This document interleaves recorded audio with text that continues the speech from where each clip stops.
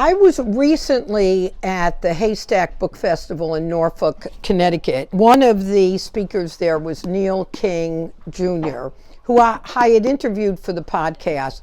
And he was on a panel with Rinker Buck, who's written a book about Mississippi, the Oregon Trail. And Neil was is a Washington Post journalist.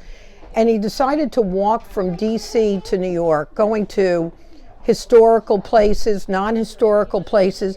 And the reason it's called a ramble is he wanted to have the time to stop to talk to this person and that person. In these times where we lose sight of how much goodness there is in the world, when you read this book by Neil King, you are reminded of not only our history and the great parts of our history, but the goodness of most of the people that we run into. So I've said this before, but I'm going to remind you, this is good for somebody who's 80 or 10 or 15. There's not a reader that this wouldn't be a great book for. So as I joked when Neil was here for an event, I think every person on the planet ought to read this book. So you have to help me make that happen.